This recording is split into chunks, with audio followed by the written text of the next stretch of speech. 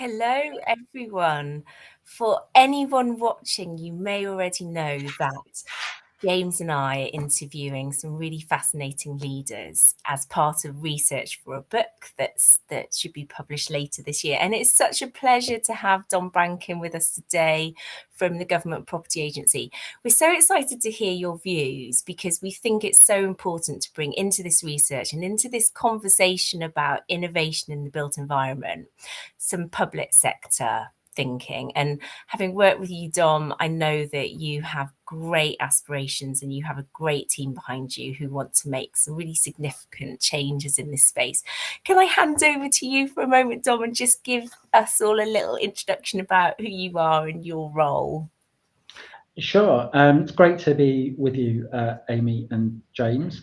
Very keen to share our experiences. Actually, we spend quite a lot of time going out and trying to steal as much as we can, particularly from our private sector counterparts, because we think civil servants deserve every bit as much quality in terms of their workplaces and their workplace experience as anybody else working in the economy. So it's always great to go out and nick ideas, but increasingly as we're doing that, we're finding that actually we've had some decent ideas of our own, and some of those are being exploited by others as well. So it's great to have the opportunity to share like this. So yeah, I'm Dom Brankin. I'm the Workplace Services Director at the Government Property Agency. GPA is about 5 years old, there or thereabouts, and is on a journey to take control of the government's general purpose office estate. So our focus is very much on general purpose offices, also on warehouses, but not the many other portfolios of government property that exist. So we don't look after schools, we don't look after hospitals, ports, airports, courts, prisons, all of those sorts of things looked after elsewhere in government. But the GPA is here to look at that sort of common set of properties and workplaces that most organisations have. There's about 2 million square metres in total across government, and we currently hold about half of that. So we've grown quite rapidly in the last few years, and we're looking now at what the next phase of our transformation might look like. My particular part of the agency looks after delivery of our workplace services.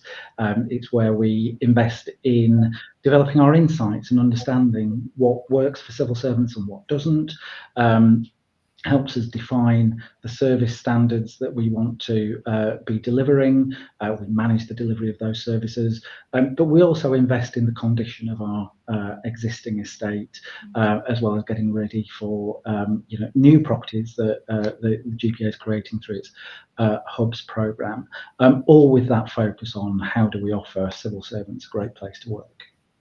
Thanks, Dom. And it's been quite a journey that you've been on, and quite an undertaking, really impressive.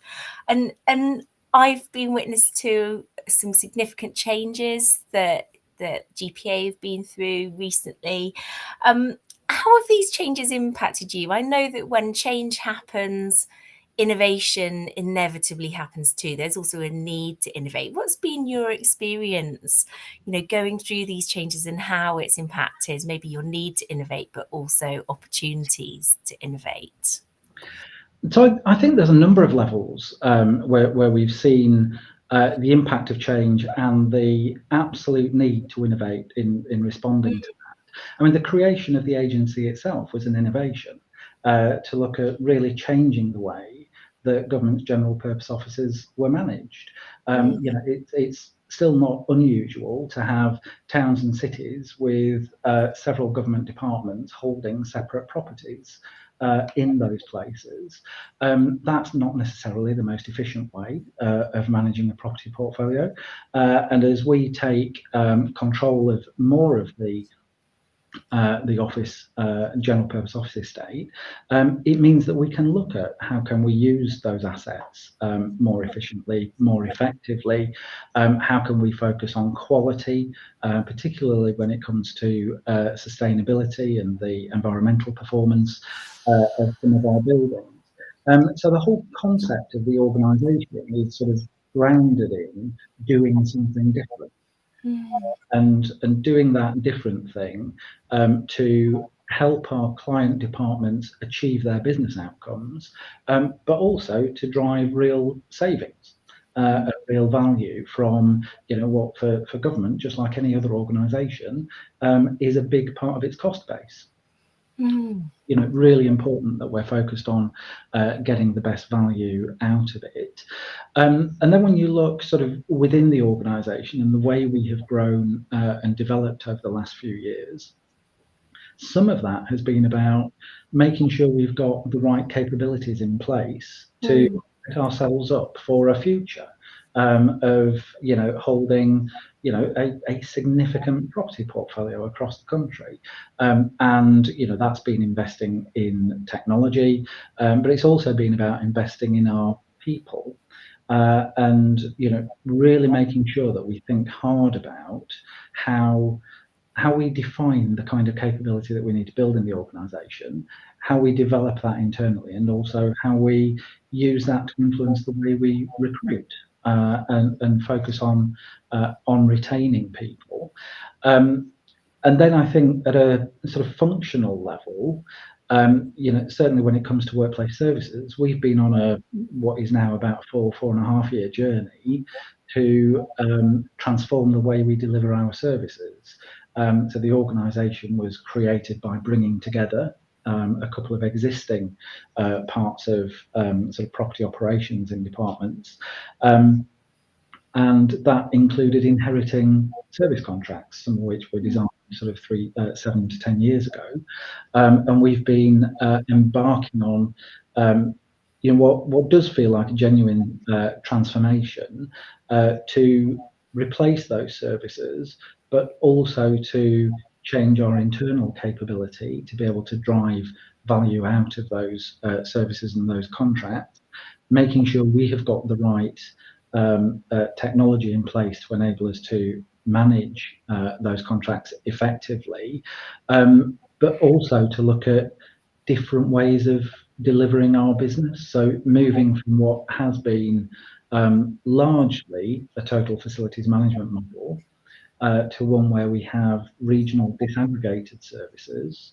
We might come on to why that's important to us, but putting a real premium on how each individual part of our new operating model contributes to the success of everybody else. If one part of our new model fails, the whole model fails. So there's a lot riding on that. And the work, Amy, that we've been doing recently with you and with our strategic partner, JLL, on collaboration, that is just essential to making success of this 4.5 year journey, as we are bringing effectively competitors into the room to work very closely together to deliver on behalf of our customers. And that means we've got to change the way we operate, but so do they. And that's quite a big ask of the market. So many questions. So many questions. I don't know where to begin. I do. I'm actually going. I'm pleased you said that because I don't know where to begin either. I'm going to start with culture because it's one of the things that I've seen that inspires me at the GPA is that you have this really great culture within your team. I've really felt it. I've been lucky to be part of it. How have you, as a director of this business, achieved that? So how are you? You talked about the need to bring everyone along on this innovation journey. How are you doing that? How are you upskilling your workforce? And I think I would probably start by recognising that there's a reasonable chance that not everybody will come along on the journey. And I think it's important to be realistic about the impact of significant change in an organisation. For any individual, if the place you spend most of your waking hours, it changes radically around you, then that can knock you out of shape. And I think we've got to recognise that it may not be the right answer for every individual to continue to be a part of that journey. It's then really important that we're providing help and support for people to develop and move on in their careers in response to that. I think that's a really small minority, to be fair, but it's a really important part of a change journey that I think can often be ignored. Is that we shouldn't blindly assume that this is fantastic for everybody and everyone will buy into it. And this has been quite a disruptive change, and it has an impact on individual roles and responsibilities and what we expect of our people, how we expect them to operate. And particularly in the last year, as we've got closer to actually implementing the changes, we've tried to spend time helping people as a whole group, but also individually, work through what that change actually means. But we started by trying to explore the emotional impact of change, and had a fantastic conversation with our people about just how they were feeling about this thing that it's been coming for a long time. It's been jammed tomorrow for years, but all of a sudden is about to happen, and then progressively brought people together to work through things like getting ready for change, really understanding what it means, and how individuals and teams needed to respond to it. And as we got closer to if you like, rubber hitting the road, shifting that focus a little bit onto resilience and being ready for it, and knowing that a change on this scale for what is still a relatively small organisation was going to have quite a significant impact, and we're still working it through, and I think we were careful to acknowledge throughout that implementations like this can be bumpy. Not everything goes right. I think a lot of people have been around a lot of change projects long enough to know that if you think it's all going to be perfect, you're living in an alternate reality. So I think acknowledging that up front and being clear that our focus, and we're still in this phase, immediately after go live, was very much on how do we stabilize. How do we get to a point where we can sort of switch from that change implementation and stabilization point and into really trying to enjoy the fruits of our labours and the benefits that we are hoping to achieve.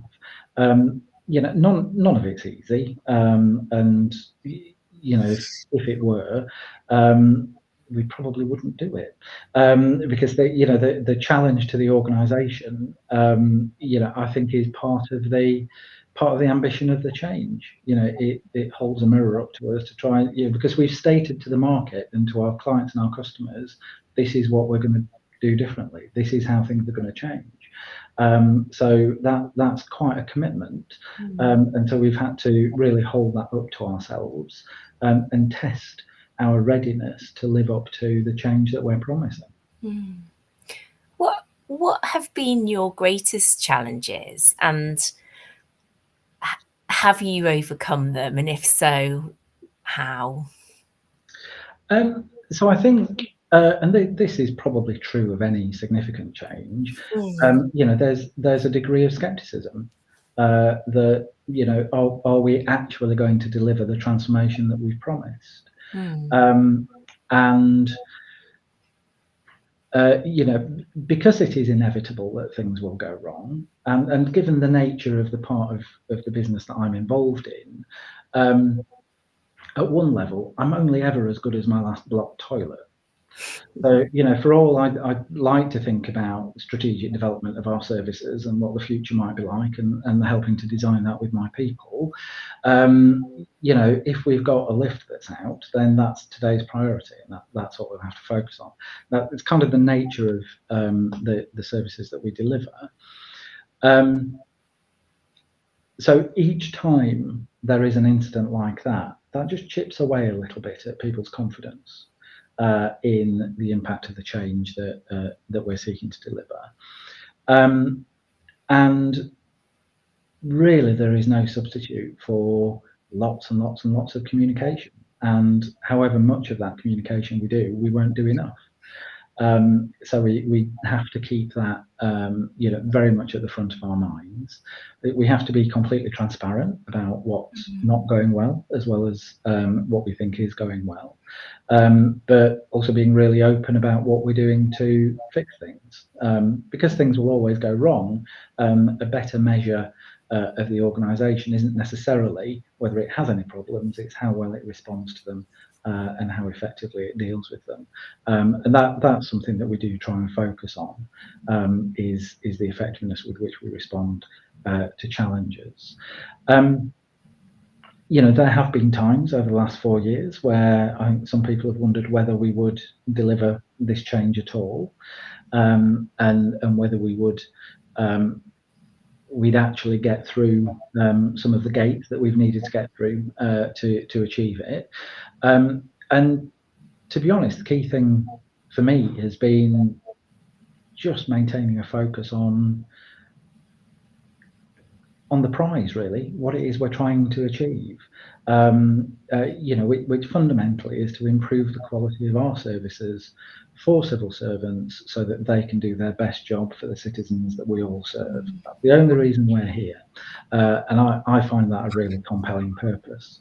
So that's my sort of guiding star, and knowing that that's what we're aiming for, knowing that's where we're trying to get to, you know, really has helped sustain through some, you know, tricky times and some challenging processes to be able to manage. But we have got through that, and I say we have got through that because I think the other really important point is how we have worked together as a team to manage through some of the challenges and some of the difficulties, you know, which have created tensions at times. You know, we're all human beings, and you know, everybody reacts in a very human way. But it genuinely has taken a huge team effort, not just in our organisation, but in other parts of government, as well as with our commercial partners. You know, nothing has stopped us, and as you build that experience of breaking down barriers and getting things done that you thought, you know, might have a decent chance of not happening, then that just gives you that sort of kind of a reference book of reminders of you know, how you can succeed and how you can solve problems. Amy, can I just come in for a couple of questions quickly? Of course.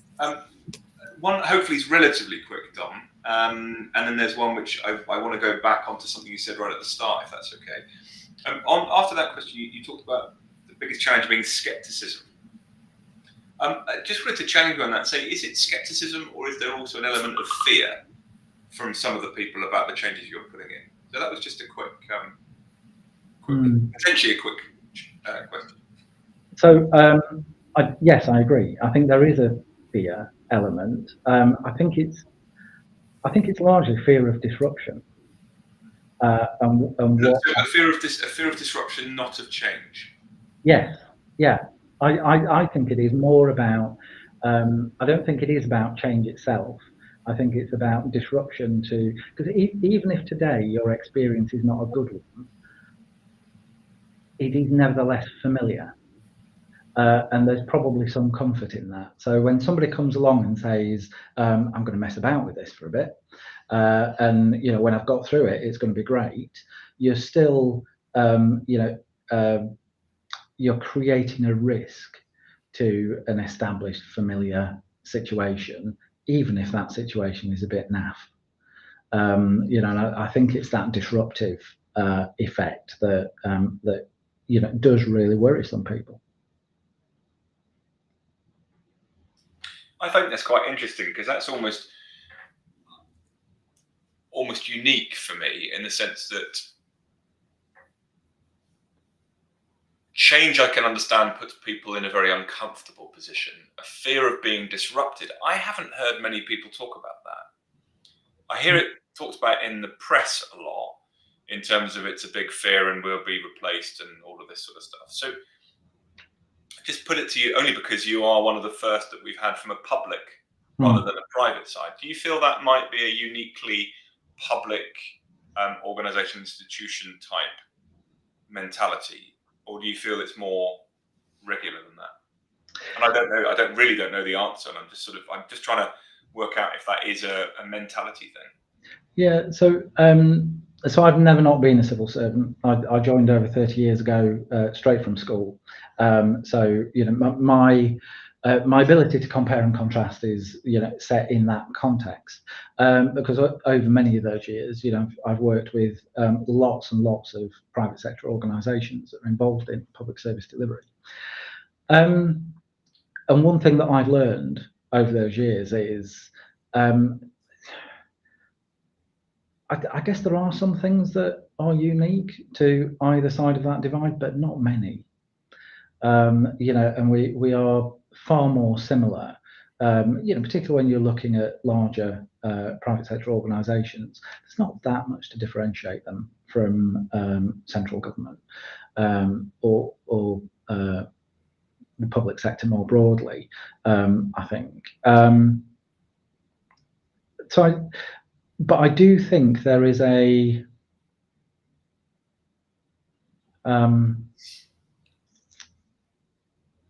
there's a huge business continuity thing that's in my head around all of this, because whilst, you know,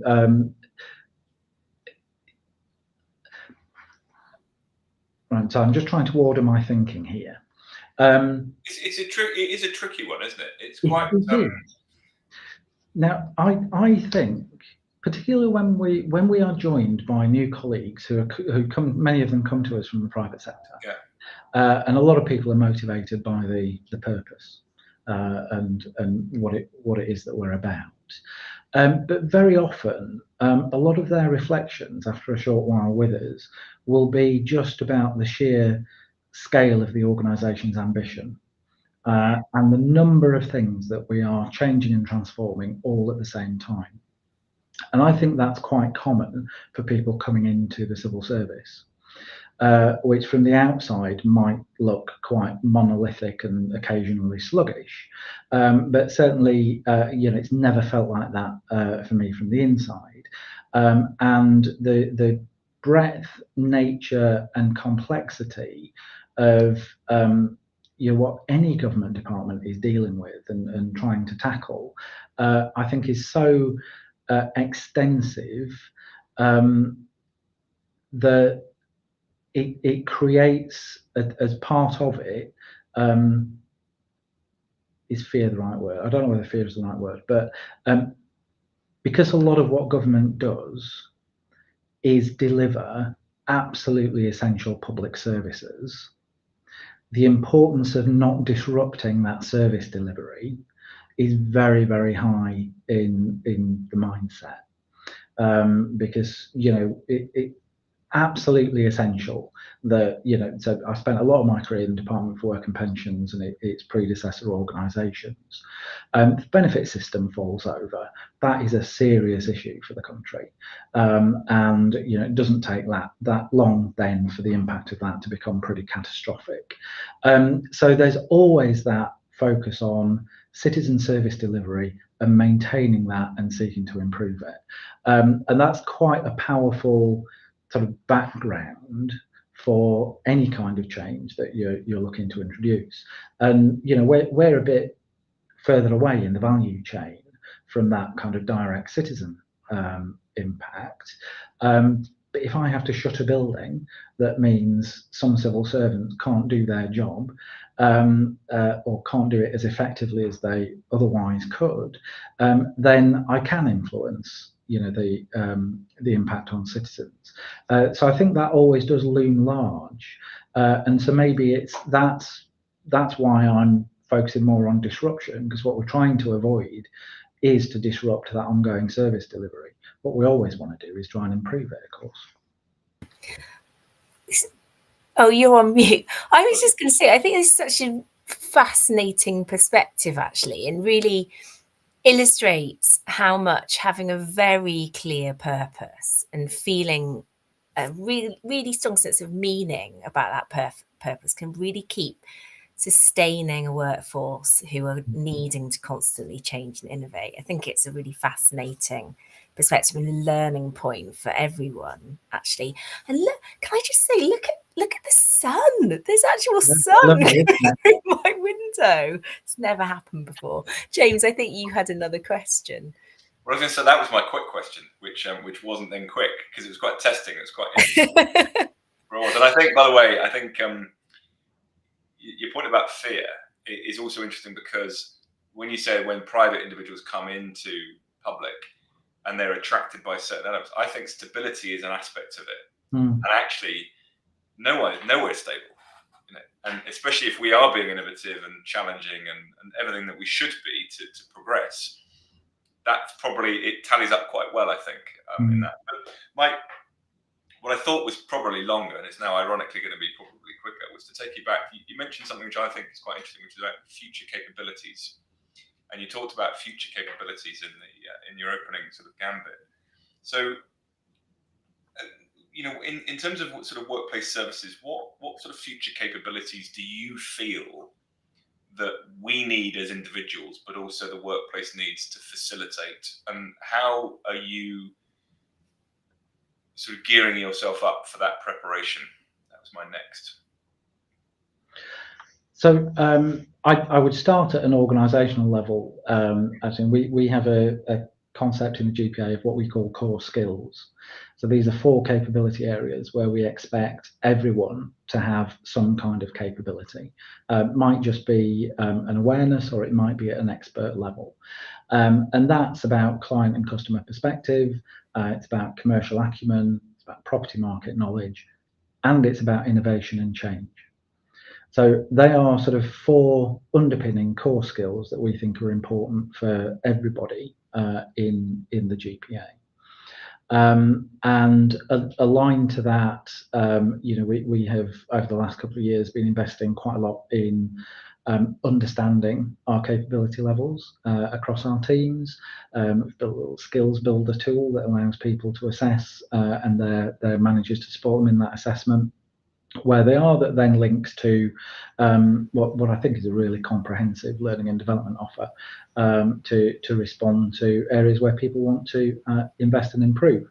And we're also focused on what we call our gold standards, so levels of achievement that we look for in key roles across our organisation, essentially focused at chartered status or equivalent, all of which is about a strategy that's focused on the continuing development of our people and their capability.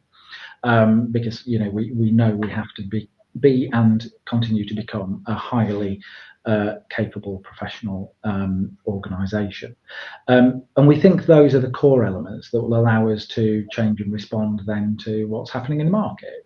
What's happening across the industry and across sectors. In particular, when you look at some of the shifts in focus over the last, I was going to say last few years, it's probably the last couple of decades, when it comes to the workplace, much more of a focus on a hospitality type offer in the corporate real estate world, much stronger focus on the workplace experience we're trying to create and curate, and what that means, really understanding the individual experience and how that impacts on individuals' abilities to do their best job. And that's before you start to think about things like the Internet of Things and AI and the potential for those developments to impact. Whether that's looking at things like better building information management. So we're heavily focused on, if we get our data standards right when we're building something, taking those data into its operation becomes much more straightforward and effective. Better quality building management systems, moving into a world of predictive maintenance, and all of those kinds of things. It's really about how we equip our people to be able to deal with that as it happens, and to be able to continue to develop and change. Because the extent to which some of that gets adopted, particularly when we're looking at, some of our portfolio is, high secure environments, so there will be limitations on some of what we can do in some of our properties, others less so. It's about our agility and ability to respond as the market, the industry and the sector continues to change. I am sure that given all these changes that you guys have been on, that you've had lots of experiences of innovations and opportunities for innovation. Are there any that stick out as innovations or ideas that particularly excite you in your sector, or that make a big impact? So I think the whole area of interoperability is a really exciting one, and it's a very fundamental one. As we move away from individual departments running their own property, and everything that implies, to developing a genuinely transformed, shared, sustainable and value for money government estate, then that demands quite a lot of technological change. Where traditionally, departments have their own networks, their own systems, their own applications, their own end user solutions, and enabling people to move smoothly between buildings and operate effectively wherever they are is absolutely crucial. And some of it sounds quite prosaic, but having Gov Wi-Fi available, makes a huge difference, rather than relying on a multiplicity of networks. And in some buildings we still have challenges because we have multiple networks operating within the same building, and they occasionally conflict and causes problems. So that makes a big difference. Although people don't print anywhere near as much as they used to, having GovPrint, having a consistent service across the portfolio makes a difference. But probably one of the biggest pain points that we're starting to make some real progress in dealing with is GovPass. So particularly for colleagues who work in somewhere like Whitehall, where we are genuinely seeking to develop the management of that part of the country as a campus, and to build more flexibility in the way people can use it. You don't want to have a separate wallet full of cards to be able to get you into different buildings. But navigating that through some of security concerns, all of those sorts of things, is quite a challenge. But I think it's getting some of those interoperability innovations in place to take away some of the really basic frustrating pain points. It's probably what's going to have some of the biggest impacts on civil servants' working lives. It's exciting to think about the end state that we might get to throughout this journey. We always have to accept that we operate in a world where political and economic considerations can impact on things like the pace with which we can develop. But having a genuinely interoperable estate that allows civil servants to operate flexibly wherever they are in the country and wherever they travel to in the country, feels like quite a good thing to be doing. We've talked a little bit in the past, I think, about frugal innovation. So this idea that we should all be focusing on doing more with less. And I guess this is just a sort of a passion project for me, really. But I think interesting from the point of view, Rick, I think that everybody, no matter whether they work for private sector or public sector, should be thinking about innovation more in terms of, of saving, reusing, sustainability. What are you guys doing around? What are your thoughts on that? What are you guys doing in terms of kind of sustainability and innovation for the future? So we have a really strong focus on the sustainability of our estate. The estate that we manage, that we've inherited, is of varying condition. I was going to say I'll leave it at that. Some of it is shocking. I was going to say that was really polite. The way you said it. Yeah. Some of it's in really poor condition, and there is a significant maintenance backlog, and that's not dissimilar, in other portfolios in the government estate.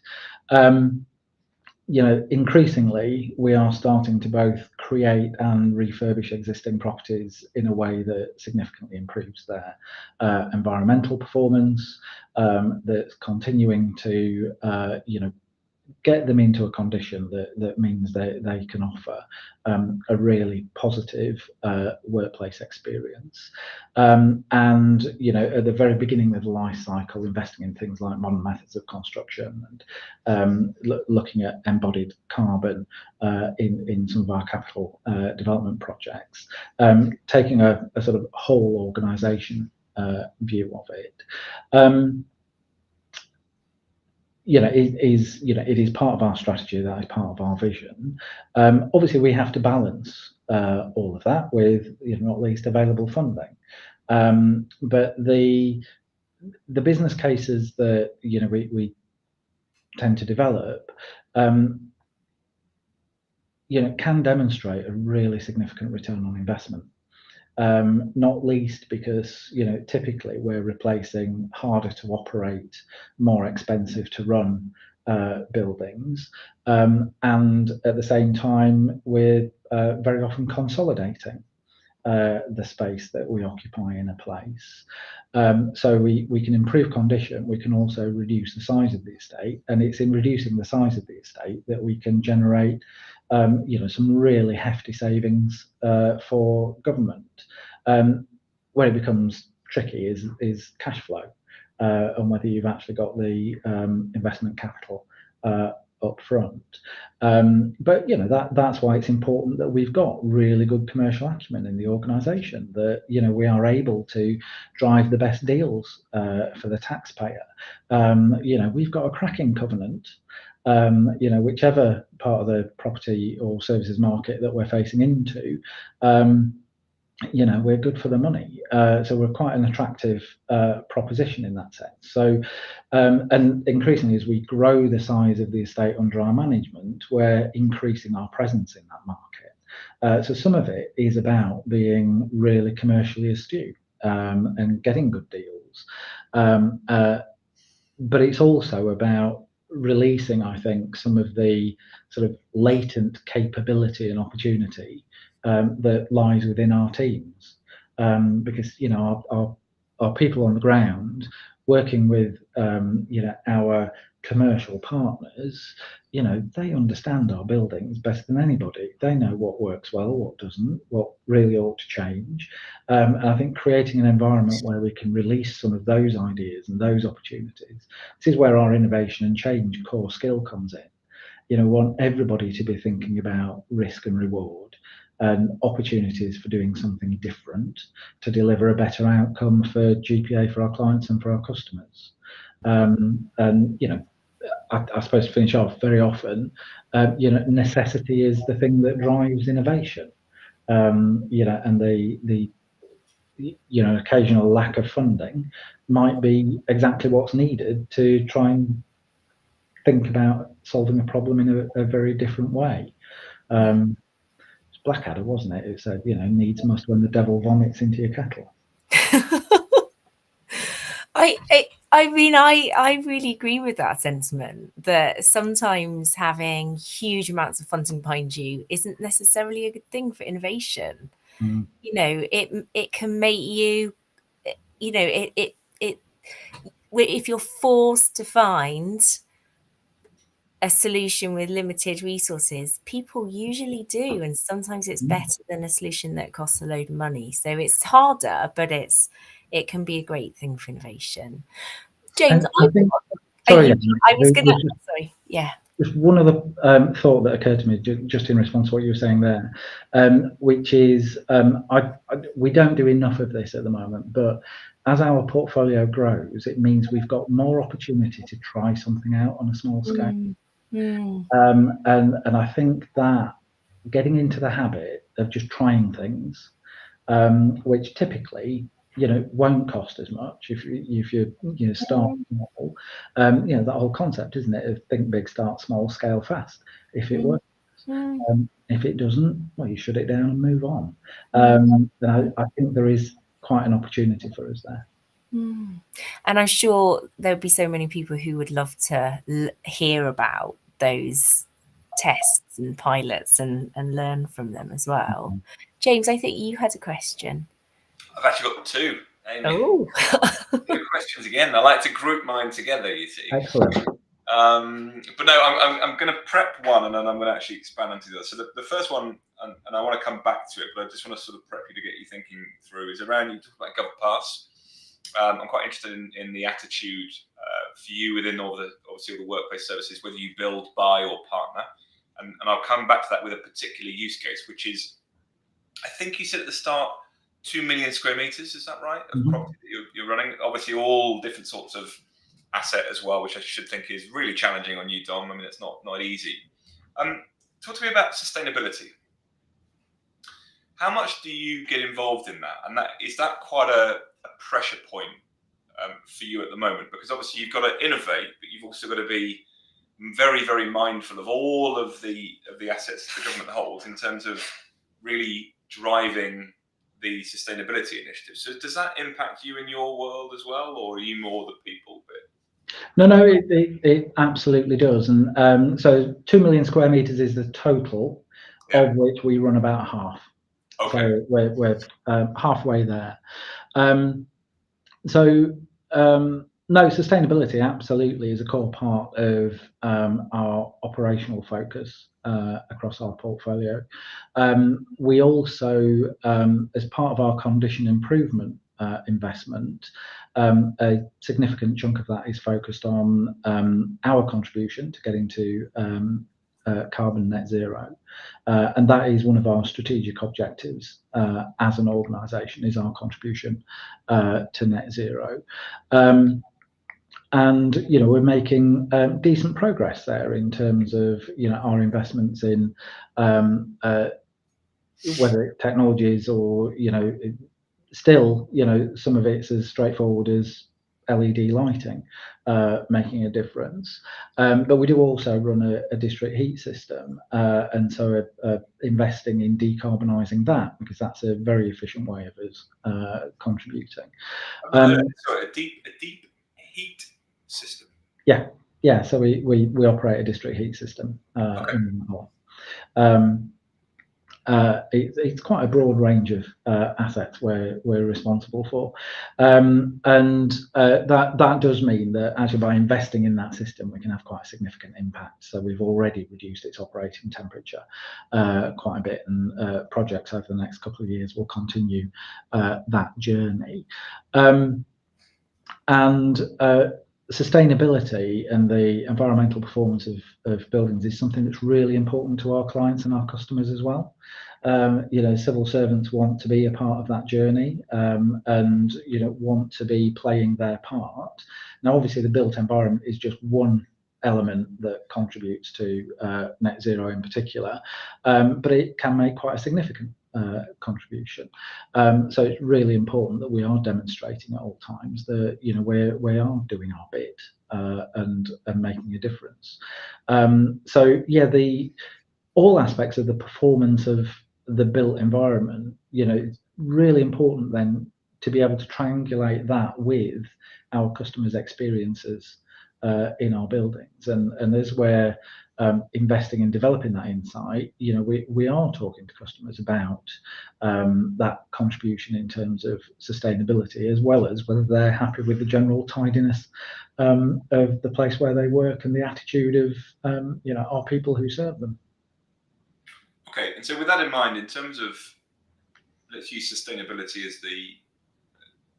as an example perhaps here, because it's going to be part of what Amy and I do in terms of the writing of the book. It's one of the key drivers of change within the built environment. It's one of the core areas which is making innovation such a requirement now, because beforehand, technology in and of itself just to improve efficiency perhaps wasn't enough, but actually sustainability is giving leadership the reason to have to do it, because they're having to report and they're having to justify their plans and their strategies. So there's a real driving force.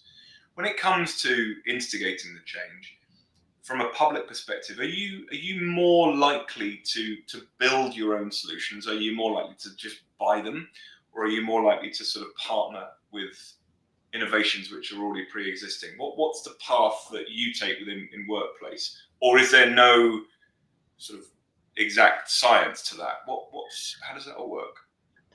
So I'm going to draw on my 30-odd years experience as a civil servant in saying it depends. Oh, I like what you've done there, Dom. That's very good. And genuinely, it depends. When we're going through, that sort of build by partner choice, applies to almost everything that we do. And so the GPA as a whole is about 400 civil servants, but there are hundreds and hundreds and hundreds of people in our extended supply chain, thousands, helping us deliver services to civil servants across the country. And so we do think really hard about what is it that GPA itself should do. What is it that we can do in partnership? And we have a number of strategic partners that are sort of closer and embedded within our organisation. And in the workplace context, that is JLL. And they are our workplace services performance partner, and they sit alongside my teams across the whole of workplace services, providing us with additional capability and capacity to introduce our new operating model and then to operate it in due course. And then I have lots of operational contracts with organisations delivering services for us, and that's where the collaboration bit that I mentioned earlier comes in. In terms of some of the variation within that, so because I have multiple regional disaggregated contracts, it's really important that I can integrate data and information to be able to understand how they are operating.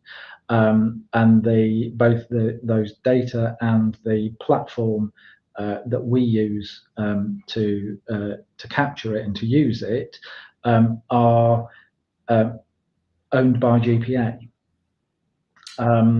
Because we think that's a core capability that we should have within our organisation, and we invite JLL and our supply chain to integrate with that, so that if at any point I need to unplug a supplier, then I don't have quite the horror of data migration that I would have had in the past. So it becomes a more resilient and more flexible model. And I think they are two aspects that are significant in driving some of those decisions, is the resilience and flexibility of our services.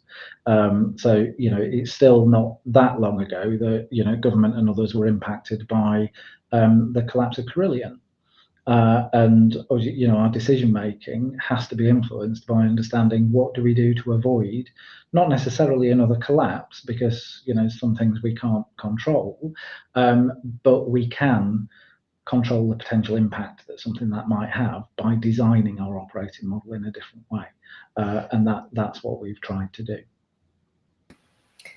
I'm really aware of time, and you're a busy person, Dom, and we've taken up so much of it. Can I finish with just one quick question?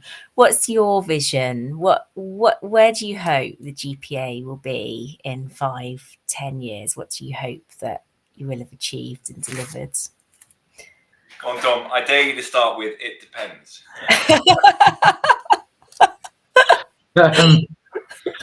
I'm desperately trying to think of an alternative.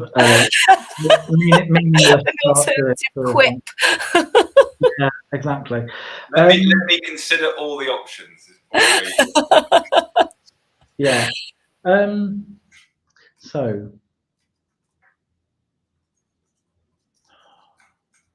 do you know, that's a really tough one. You've left it right to the end, Dave. I mean, what? I mean, that's sorry. Because what it's making me wonder is, why am I finding it hard to answer? Because at one level, it should be, I just want the quality of our services to continue to improve, so that civil servants continue to have the working environments that they need to be productive, to develop real communities, and to be a part of the communities that they serve. And that ultimately is what we're aiming at. We will. It's about great places to work for civil servants, a great deal for the taxpayer, who seems not to be paying for my lights anymore. I don't know how much I'm going to have to move to get them to turn back on again. So I'll sit in the dark. A great deal for the taxpayer, and to be, a catalyst for development in economies around countries and regions of the UK. I think there are the three big things that GPA can bring in terms of its organisational impact. And of course, we want more and more of the space that we manage to be supported by the services that we deliver as well. So I think there is something about sustainable growth, but it's with those three things in mind: great place to work, a great deal for the taxpayer, and a catalyst for economic development. Sounds like a great vision to me. Dom, thank you so much for your time. It's been absolutely fascinating. Well, thank you. I've really enjoyed it. Thank you. Cool. I'm just going to end the stream.